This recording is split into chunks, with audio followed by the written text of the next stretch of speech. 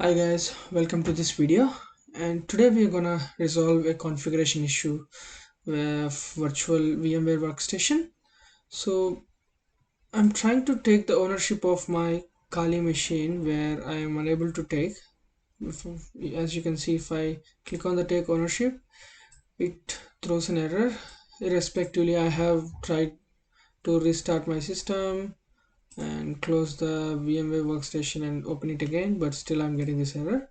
So it's very simple to resolve this. We just need to go to that particular Kali folder where you're booting the system from, virtual machine from, and remove the LCK file. Any LCK file you find, you just need to select it and remove it.